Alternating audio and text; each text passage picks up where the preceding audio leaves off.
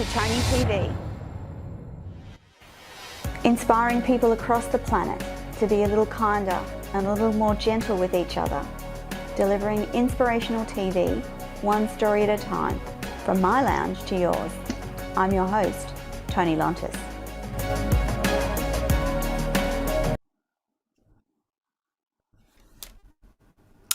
Good evening, everyone, and welcome to our listeners joining us live from America, Canada, the US, all across the US, Germany, Russia, and the UK. Welcome back to Everyday Business. I'm your host, Tony Lontis, and I actually have not one but two guests today. But before I introduce them to you, here's what you need to know. In the background, we have the wonderful Payo in the Philippines listening, ready and waiting to take your comments, questions, and send you the links about anything that we talk about in the show today. Please don't forget to subscribe to our YouTube channel. We love you and we want you to subscribe to the channel. That would be fantastic. And of course, if you missed this show and want to catch up on any of the replays, jump on to Binge TV USA, Hero Go TV USA, and of course the Tony TV channel app available on all Roku, LG and Samsung smart TVs across the planet. Now, something that is very close to my heart and that I want to implement across all our shows in 2022 is a very Australian introduction called Welcome to Country, and it goes a bit like this. In recent years, government departments, agency, as well as private and public organisations and corporations have put in place protocols that recognise and pay due respect to the original inhabitants of Australia. And this has occurred within the context of the national reconciliation between Indigenous and non-Indigenous Australians. And it goes like this. I respectfully acknowledge the people of the Yugambeh language region, which is the Gold Coast in southeast Queensland, Australia, the traditional owners of the land on which we meet and broadcast, and pay my respect to the elders past and present and all Aboriginal and Torres Strait Islander peoples today, and especially those of you that are listening on the show. Now, I have the extra special privilege of having two wonderful women on the show today, Dorothy Graham and Kimberly Genovese, and I hope I pronounced that correctly, and they are from the Unstoppable Overcomers. Now, here's what you need to know about Dorothy. She was born and raised in Ontario, Canada, and you know how much I love Canadians, considering my brother married one 30 years ago, and she's turned her love of books into her next career, writing them. She loves to help people succeed in life, and when she's not writing or reading, she's helping her community or spending time with her beautiful family. Dorothy is also a life coach and speaker and host of her own show. Her purpose is to make sure that people do not feel alone or unworthy, and she believes every life matters, a conversation that we alluded to before the show went live. She's dedicated herself to helping others overcome their obstacles and learn to feel empowered to move forward in their life and to share their own unique story. And the beautiful Kimberly is currently focused on the art of serial entrepreneurship. Her ability to provide fertile space for radical accomplishments is unprecedented. She has spent her life obsessed with being not just She has spent her life obsessed with not just being the difference, but making a difference. She is not satisfied until this difference is achieved, including mastering the art of creating consistent, reliable, miraculous results through authentic self-expression with freedom, ease, and love present. Isn't that beautiful? In every new company that she establishes, she is committed to being the gateway for the growth of the people within her care. She is a team management and leadership program classroom leader for landmark worldwide. And amongst all of her accomplishments, she also remains married to her husband, Gary Keller, and is the founder of Keller Williams Realty. So real estate. I'm getting my words tumbled today. That's what happens when you have too many things on in your day. She has blazoned uncharted trails and over many economies, over many decades. And I am really privileged to have both of you ladies present today. And I just want to start with a quote. It takes 20 seconds of insane courage to change your life. And for me, sometimes that 20 seconds is the opening remarks of each and every show. Hello, ladies. Good evening and welcome to the show. How are you, Dorothy? I am amazing. Thank you for having us on here. It's been a pleasure getting to know you, Tony. Oh, thank you. And Kimberly, you're in the US. How are you? I'm doing fantastic, and I do need to clean something up. I'm not married to Gary Keller. So, Whoops. so those of you out there, just want to get that cleaned up. I'm married to the incredible Dorothy Genovese, and I've had the privilege of getting to work with Gary Keller, and also be a part of Keller Williams Realty Company globally. And just so we can uncollapse those two before we go any further. Oh, dear, oh dear. And that's what makes hosting, that's what makes hosting live shows so beautifully perfect in its imperfection. So I firstly wanted to talk to each of you about life up until this point. So let's start with Dorothy. Can you tell us a little bit about you growing up and your path in life so far? Sure. I grew up in, I thought was a normal home. I have two amazing parents, and I was overweight and I was bullied all through school for that weight, which led to low self-esteem and which led to me being vulnerable to being in an abusive relationship because I didn't know any better. I didn't think I could get anything better. I settled, which turned into a nightmare.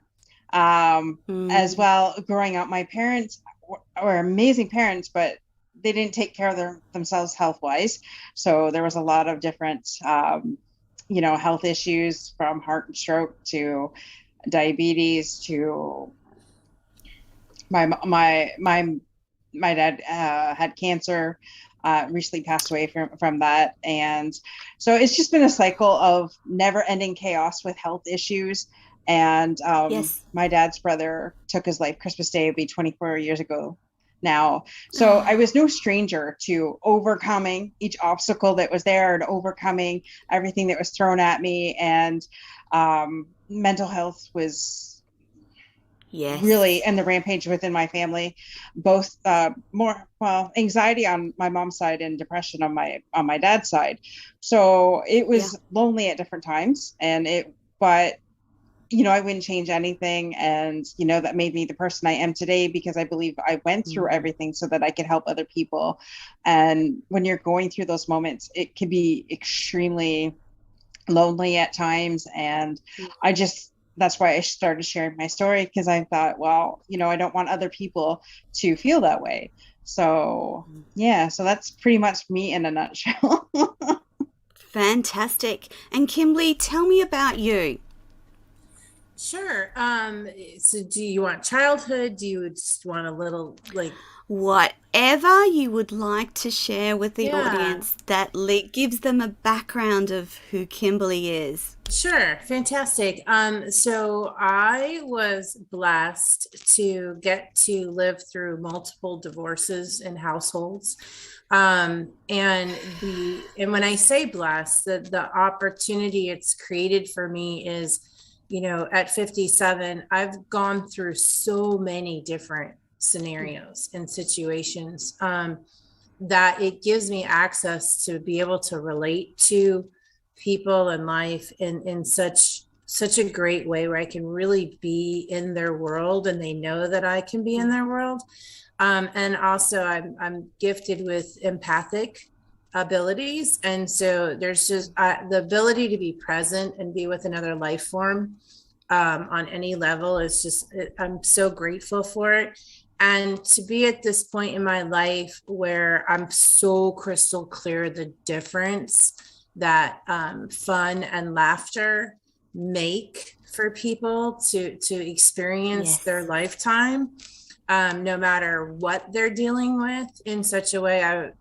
For those of you who are aware or not aware about Bob Saget passing, right? One of the things he lived by is that, laughter is the greatest medicine. And I keep hearing it over and over, RuPaul, and, and so I'm just, at this time in my life, I find myself hitting this beautiful, beautiful stride, and just so grateful for my life that I get to, be in a joint venture with Dorothy and spreading love and laughter and fun as a basis for the canvas of life, for all life to be celebrated and to experience. So that's my joy.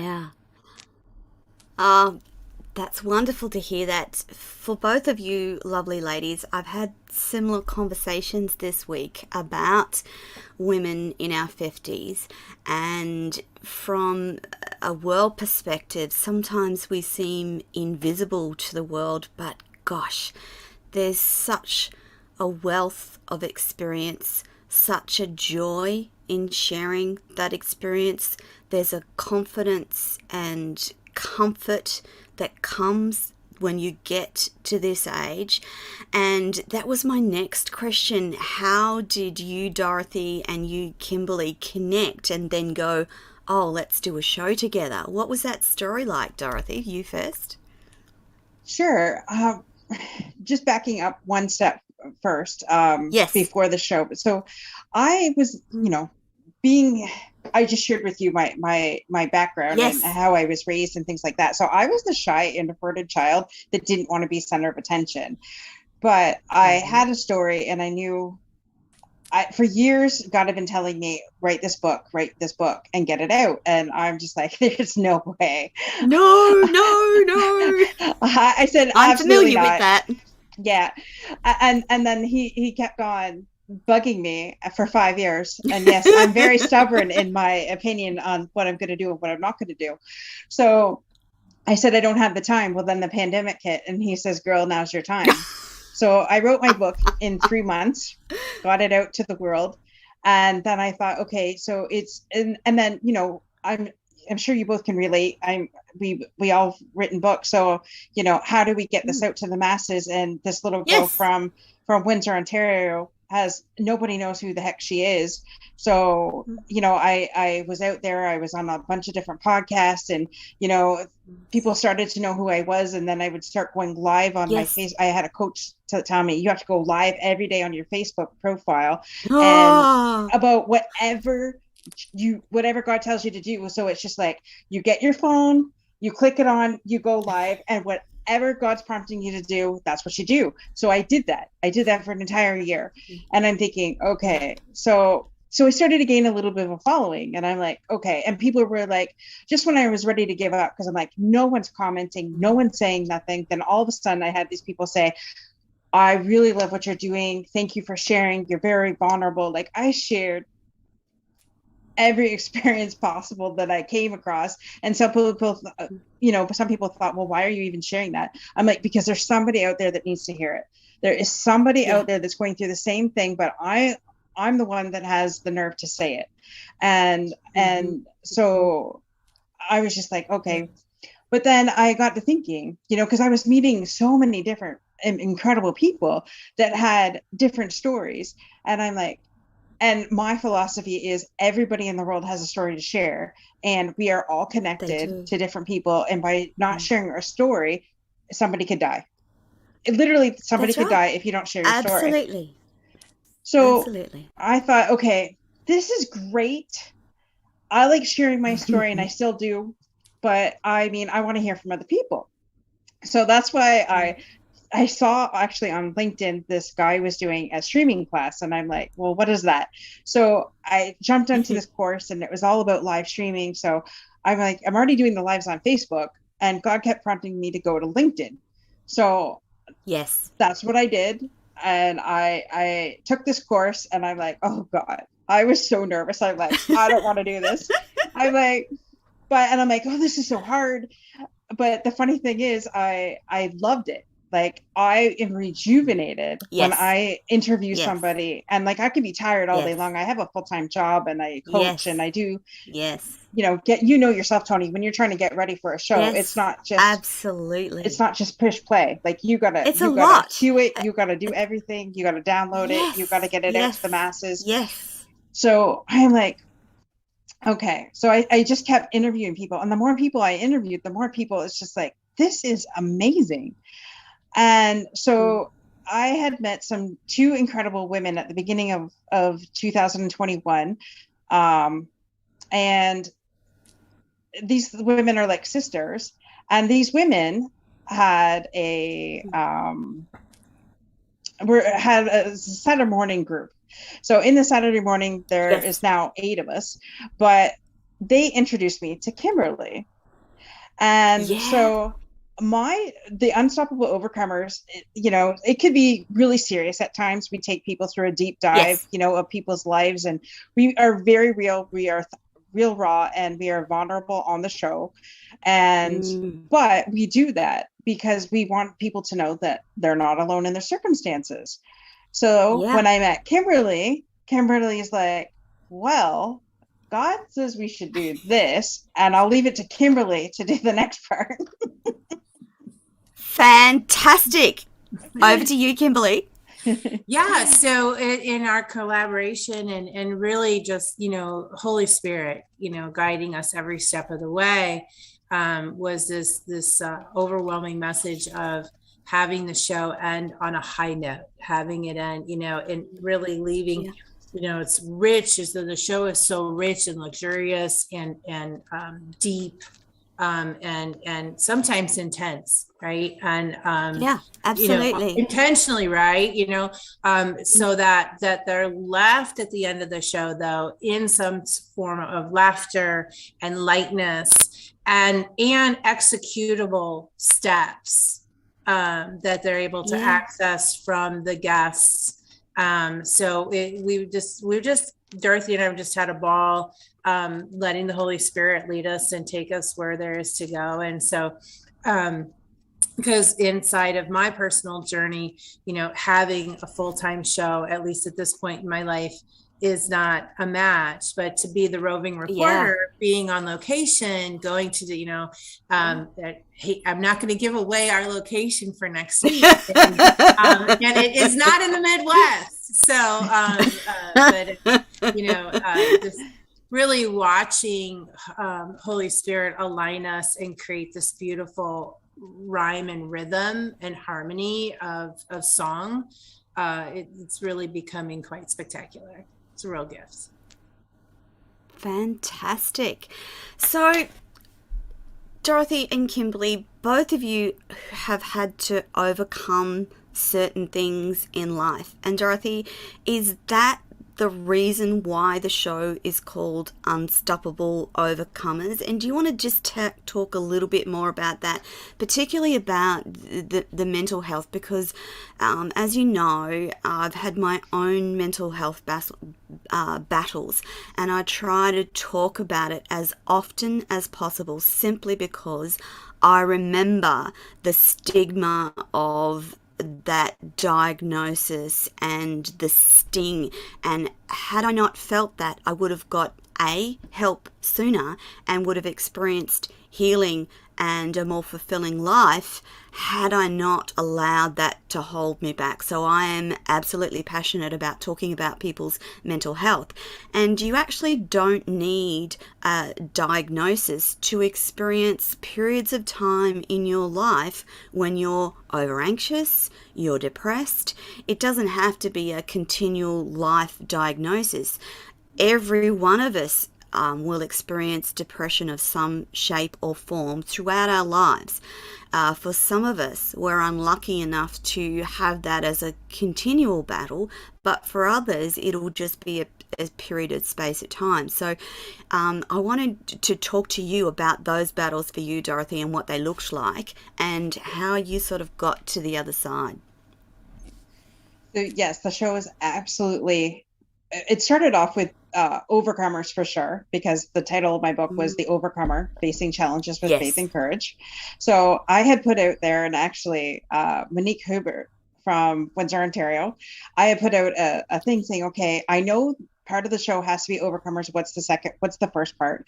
And she came up with unstoppable. So I'm like, and that is ironic how I landed on that. And so I gave her a free copy of the book so that for helping me come up with the title. Yes. But yes, definitely depression has definitely throughout my lifetime has definitely been something that I battled. When I was in my abusive relationship, my personal one, I was depressed. And then when I worked for a trucking company back then, and things were crazy, and it was abusive in there professionally as well. I mean, when I first started, there was a phone whizzed by my head because the husband and wife would get into a battle. And after 9 years, I mean, there was a lot going on within that job, and I was in this relationship and trying to find a way out. And I was actually clinically diagnosed with depression. I don't share that story too often, but I'm willing to share it. Clinically diagnosed, and I was on antidepressants, and I'm the type of person that don't put me on a medication, because I will find a way to get off of it. I do not like taking I have kept on my high blood pressure, so I'm still here. But that's the other thing, Dorothy. I don't think we inherently like having to take something that is external to us. However, we all inherit genetics.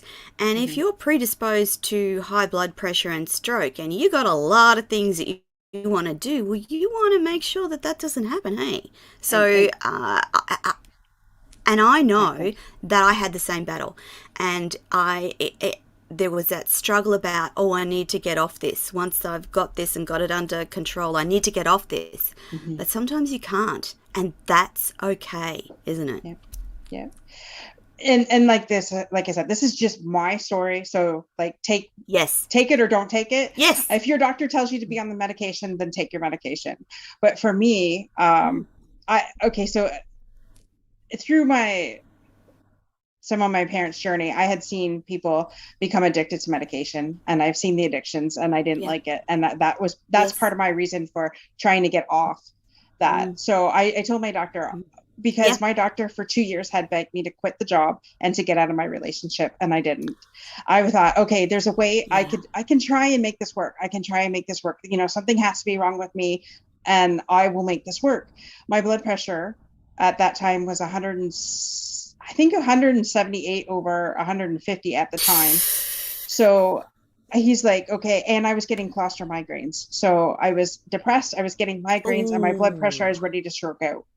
So I went on the antidepressants, and I said, okay, I'm giving this 3 months to work. If it doesn't work, I'm off of it. And so he agreed that, he would work with me, even if I had to show up at his office every week, just to make sure that everything was kosher. My numbers were good. So I can remember, this is the type of guy I was with. When I told him I was on antidepressants, he goes, well, that's great. That's just going to ruin your sex life. But I'm like, that's all you have to say. I just came home and I told you that he put me on this because I wasn't because you're in a bad way. Right. I wasn't suicidal, but you're close. I was close, but it's still, and like I said, mental illness ran in my family. So I was just like, I wanted a precaution. So when he told me that, I just looked at him and I'm like, okay, whatever. Obviously the relationship didn't last. And God saved me from that relationship. And I ended up, there was an incident that happened at work, and I'm very integrous. So if Yeah. if it doesn't line up with my values and my core beliefs, then no matter how long I've worked for you, it's not going to work. And I had worked for the gentleman for 9.5 years, and there were other That's a problems good, within there too. yeah, Something happened. It was illegal. That's all I'm saying. And I was just like, keep in mind, I enough. already had all these health struggles. So I called my Yeah. friend. I texted my friend. I'm like, he just did this. And she goes, what are you going to do about it? And I called my doctor on my lunch hour, and I said, can you write me that doctor's note to get off work on stress leave? He says, what do you want me to say? I said, this is what I want you to say in it. I picked it up. I come back to work the next day with my letter, and I'm saying, I'm going off for, I don't know how long it was. I think it was 13 weeks at the time. And he called me up on a Friday night and said, you're never coming back, are you? I said, no, I'm not. And I probably might have done it a different way, but at the time, that's how That's it what you happened. needed to do. Yeah. And Dorothy, if you don't look after yourself, and this was something that I struggled with and had to learn, if you don't look after yourself, if at some point in time you don't put yourself first, you are no use to the rest of the world. It just doesn't, you have to put yourself first, otherwise it doesn't work. And that was a struggle and a learning for me to go, I can't do this anymore. Something has to change. This is what it's going to be. Yeah, absolutely. And that's one of my biggest advocates right now. Like, I can see the pattern in my life where I let everything come before me. And I was just like, it took my dad's first diagnosis of cancer 2.5 years ago for me to finally implement it. But I am like, if I feel myself getting to that point, I'm like, okay, you know what? No matter what was on my calendar, it's scrapped, and I'm going to go relax. I'm going to go do something fun. I'm going to go for a walk, run, whatever, read a book, write a book, whatever. Yeah. Kimberly, what about you? What have been some of the things we know from the research that divorce has an impact on children? And so if you've been in that environment or you've had to walk through that, it leaves lifelong impacts. What was that like for you? Yeah, my journey, there was never any actual diagnosis or any working with any kind of therapist or things like that. And, for anyone who's listening and anyone this touches, what it ended up producing is suicidal tendencies for me. Yeah. Because I kept everything pretty much locked up that I was dealing with. And there was abandonment became a norm. I was someone that was easily able to be abandoned, right? That whole unworthiness conversation, right?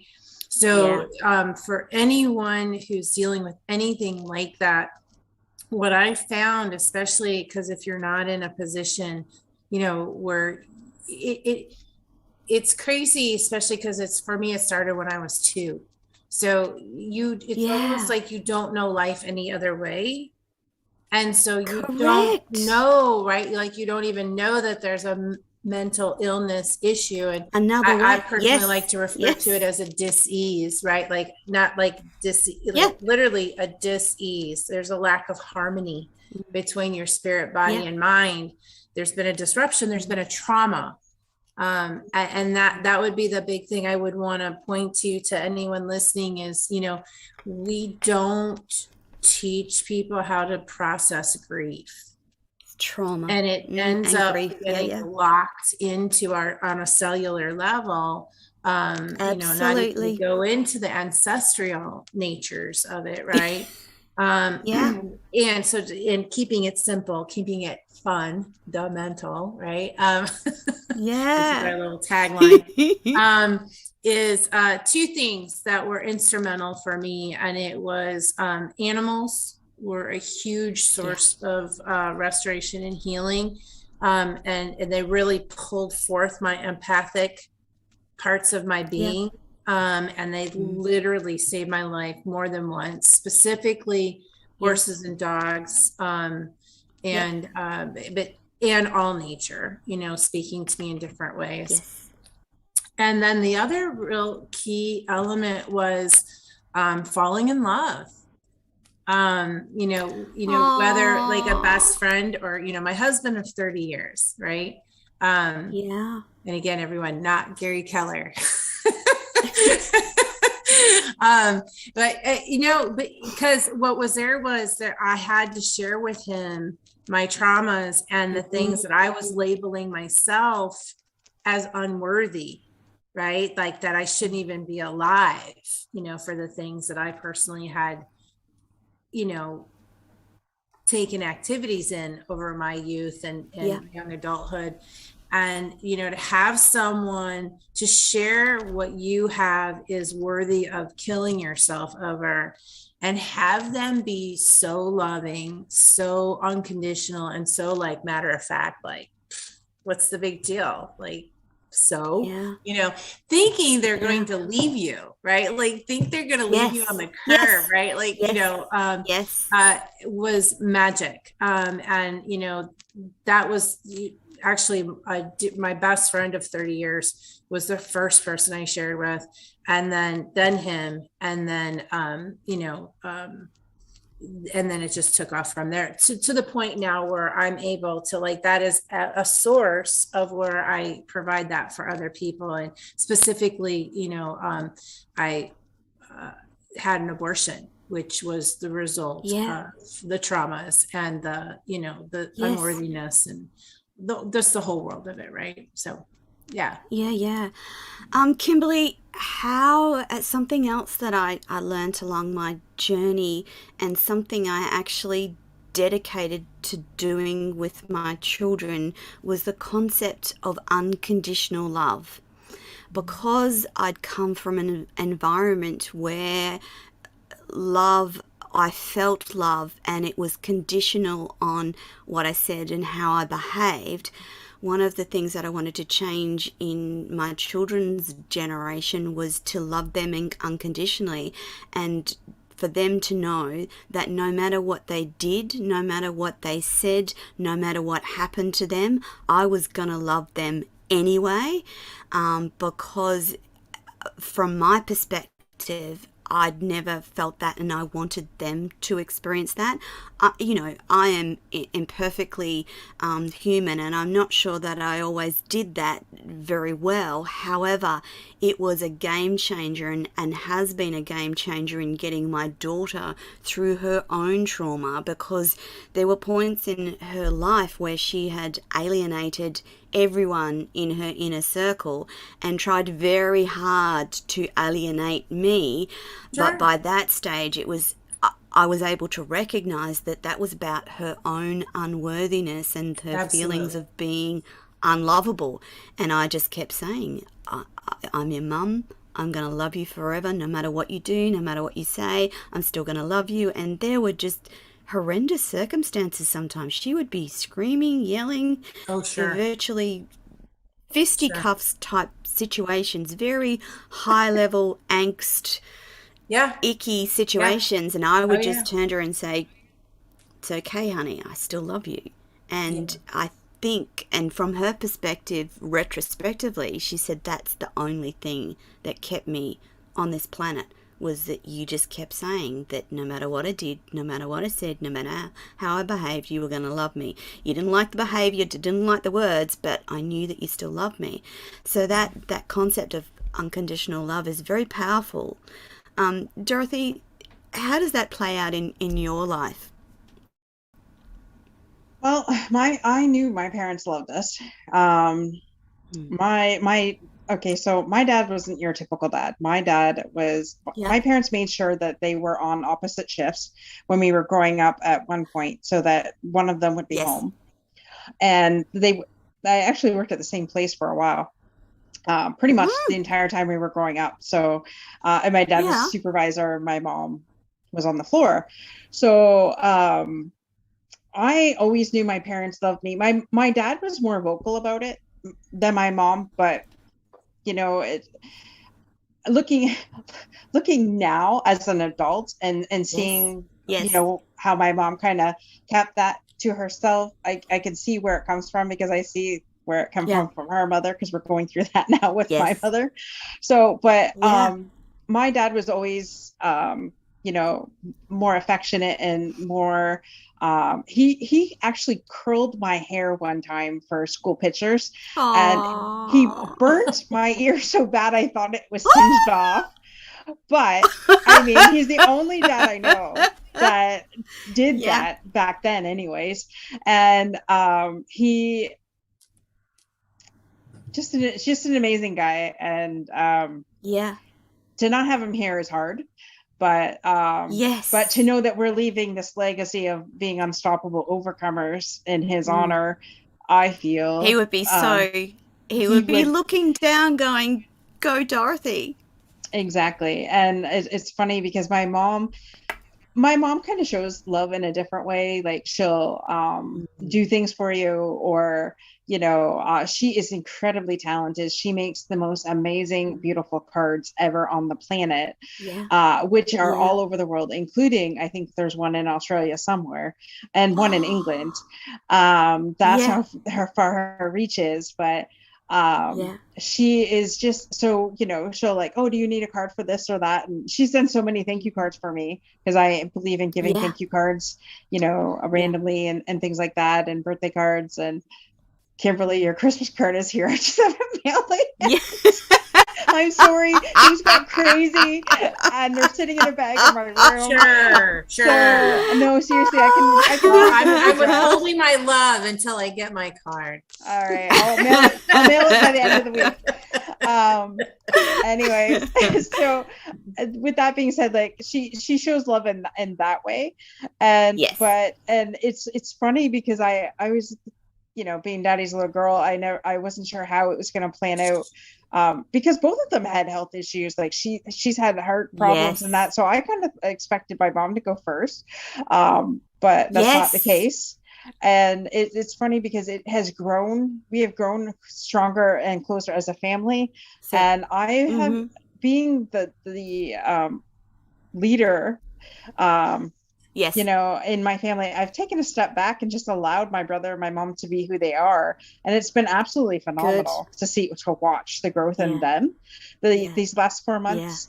And so it's funny because even with my brother, like, my brother and I we would fight and argue as we were growing up, but it's okay if I called him an ass, but don't you, because I would go after you if you called my brother an ass. And to this day, when he had kids, his oldest is 19, will be 20 in a couple months. Things changed, and no matter what, we're always there for each other. So it's always been that cycle of love, and we may love differently than other people. And it's funny because growing up, it was the chaos of somebody always being sick, and I never to me that was normal life until you experience life and have friends, and their life is completely different than yours. But different, right? And I forget where I was going. So I met up with a friend. She goes, hers was the same way. Her mom had cancer her entire life. So she, that chaos of that. And I'm like, no wonder why you're always thinking that something's going to happen, because that's how you grew up your entire life, thinking something's going to happen. And so there's always love through everything. Like, not a time in my life where I didn't know that my parents didn't love me, but it was just different.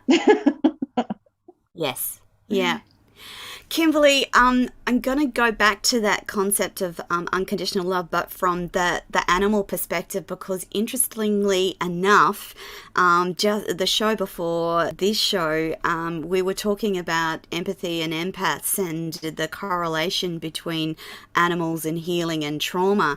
And I was just going to say the powerful importance of the unconditional love that a horse or a dog or a cat or an animal of any description can give to a human is very therapeutic. Was that a help in your own healing, Kimberly? Yeah, it was more than a help. I mean, literally there Yeah. were suicidal moments that there's one Yeah. story that I love to share with people. I was and it lived in the world of being tossed, from one, my Yes. with Yes. the whole divorce thing, right? And so I Yes. got tossed into what I didn't know at the time was going to be literally the best, like my safe haven, my sanctuary, Yeah. my land of milk and honey at the age of 9 or 10. Yeah. But my father was living on a horse farm with his current wife, and it just, every time I got tossed into a new environment, it was scary, right? It was Yeah. petrifying. Yeah. And Yes. some of the women he had been married to had been abusive to me.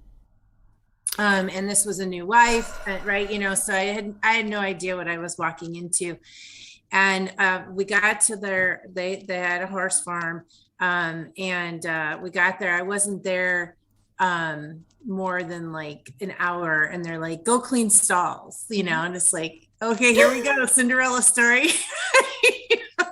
More Oh, of it. Kimberly. Now I had grown up with horses, so I loved them. So it wasn't but what I Yeah. mean, like that, just so everybody's like Yes. really Yes. clear, right? Like kind of that sense of being, everybody else went to the ball and I was being sent to the, Yeah. stables to clean. Definitely. So I was out there, and again, I'm not more than 9 years old, and I'm in this pasture, and I'm bawling profusely, and I'm just, so alone, and I'm all alone, right? And at one moment, I felt this air on my head. Oh. And so again, imagine this beautiful little girl, right, who can't see her beauty at all at this point. And I'm just like, and I'm bawling, I mean, just completely traumatized. And finally I look up, and over my head was 8 horses in a circle, in a perfect circle, breathing life on me, right? Oh. And their little noses up there, right? And it's just like, in that, like that, it is an experience that will be with me forever. And in that moment I was like, why am I alive? Like, very much so, right? And Yeah. they breathe Yeah. life into me and over me, and all animals are capable of that. They're Absolutely. they don't know anything other than harmony. And especially if you're in a vulnerable, traumatic state, they will close the gaps for you. Yes, absolutely. And that's just one of many. My personal pet project, pun intended, is my company right now called Golden Grows. And the intention is to bring together people, animals, and plants to heal and bring harmony back to that, those relationships, and provide that. So, but yeah, in the world of love, like they know how to show love at its most raw. Unconditionally. Yeah. Yeah, They don't even know what absolutely. conditions Absolutely. are. Right? Yeah, I know. At key parts of my healing journey, there's always an animal involved. And again, I talk almost daily about my 7 goats and my 2 llamas. And if I'm having a bad day, all I need to do is just walk down the back ramp and into the goat yard and sit with the goats, because they just love on me. Goats are very much my spirit animal, or the closest thing to me other than my little dog Tiki. And yes, their capacity to love you, their capacity to take you out of the pain that you're feeling in that moment, their capacity to help heal trauma is phenomenal, and we actually need to place them at a high level within our hierarchy of amazing things across the world, and for which we should be eternally grateful. Animals should be up there, and we should treat them with the respect that they deserve. Before we run out of time, girls, Dorothy, I want you to quickly talk about your book and where people can get it. We've got the links ready to go up in wherever this show will be. You're watching this show from. The links will be right there in the live chat, and then afterwards they'll be in the show descriptor. But Dorothy, can you quickly just tell us about the name of the book and where people can get it? Sure. The name of the book is The Overcomer, Facing Challenges with Faith and Courage, which can be found on Amazon or on my website. Fantastic. Now, Kimberly, the question I wanted to ask you was, have you written a book? Have you ever thought of writing a book? Do you think you will write a book? Aha! Yeah, so I do have a book. It's an Amazon bestseller. It's part of the Overcoming Mediocrity series, and it's the one on being fearless. There we go. There we go. And it can be accessed on omfearless.com. That's our website. Fantastic. So what is it you think, ladies, that is a key component of humans sharing stories? Why is it so important? I'll go with Kimberly first this time. Why do you think it's so important that we continue to share that space our life stories? First, it's great. I would, it's cathartic. Would be, if I were going to put it into one word. You don't realize the impact both internally and externally. And all of life is connected to all of life. So the stories getting out, out here, impact is exponential. And the healing, more importantly, right? You have no idea to what degree the healing and the reverberation of the healing is. Correct. And holding it creates a world of it compounds the trauma. Yeah, it absolutely compounds and keeps the trauma alive. And it's also selfish, which is just strange words to use inside it. And I know you guys get it, is, when you're not sharing. And I love what Dorothy said tonight. It's like, you don't know who committed suicide tonight because you didn't share. Yeah. And, and the impact is that big. It is, and especially the world we live in today. With the rate definitely of technology, with the clarity of uncertainty. I mean, we always live in uncertain times. Every day is uncertain. That the reality of just how uncertain things are is weighing on people, literally. Definitely. The stories matter. And for you, and for you, Dorothy? Definitely healing. It's to write that out again. I mean, like, I went through 10 years of healing before I even wrote the book. But it's like healing is like an onion. You peel each layer at a time. So writing the book was definitely and more. Yes, exactly. Just when you think you finally licked the situation, something else comes and triggers you, and something away you else comes up.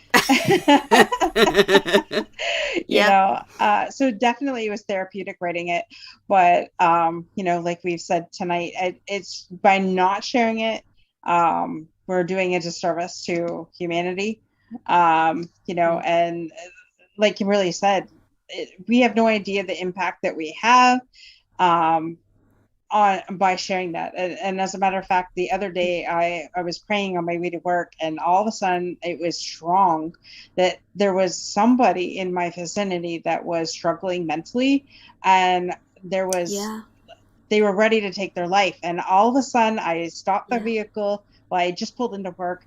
I I'm a live streamer, so I have my StreamYard on my phone at all times, and I just pulled it out, and I'm like, normally, guys, I don't normally do this, but there's somebody out there with a knife or a gun, something that is a rope that's gonna take their life right now, and I just want you to know that your life matters, and no matter how much you have screwed up in your lifetime and how much you think God does not love you, God loves you, and you are here for a reason, and you're listening to this message right now because your God is bigger than your situation.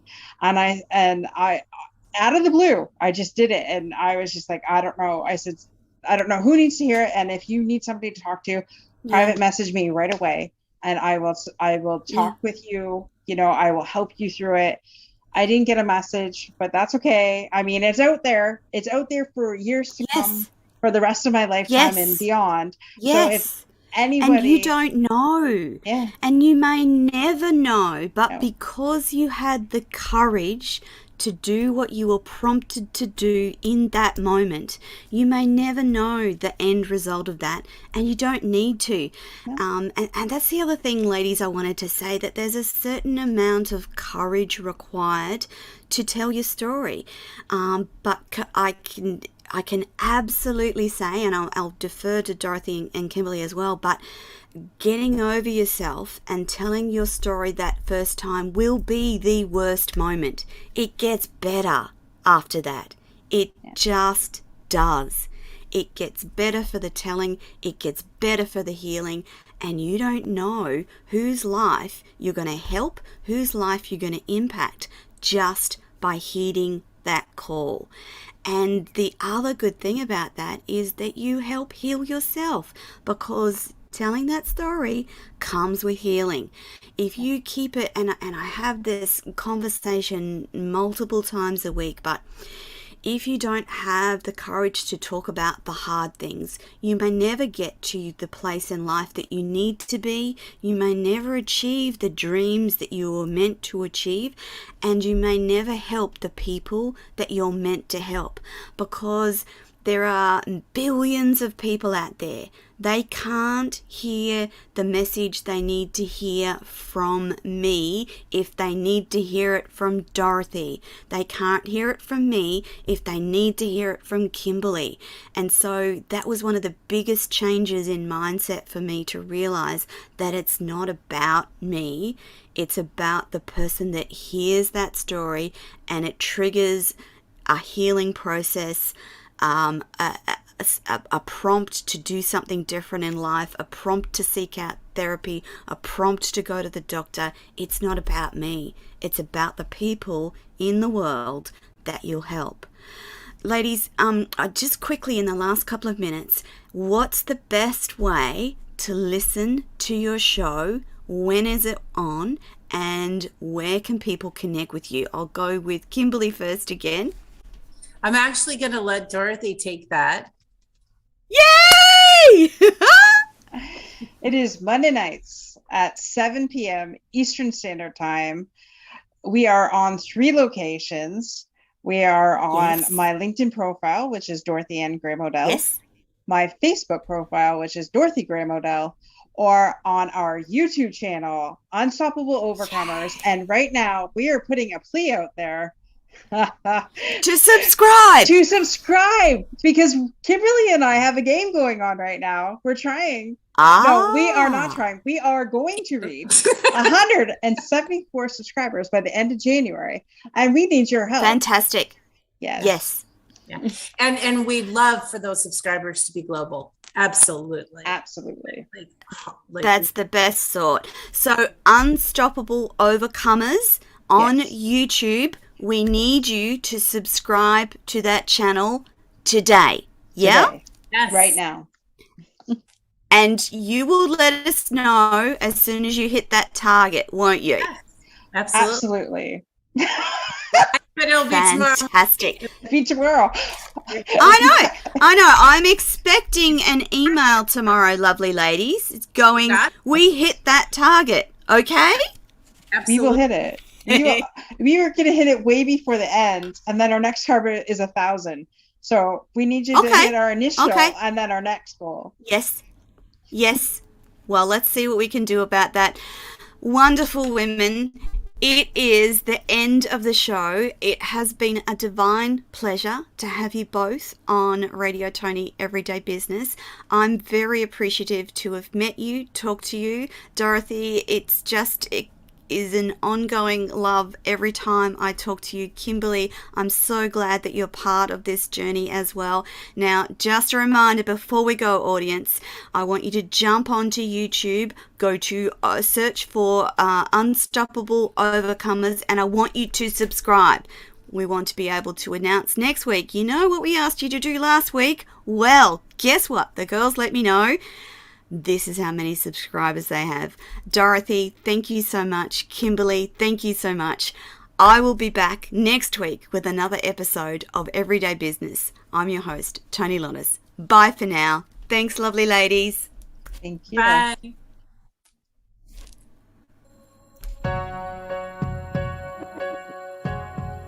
Thank you for watching and listening to Tony TV. For more inspirational stories, join us next week. Bye for now.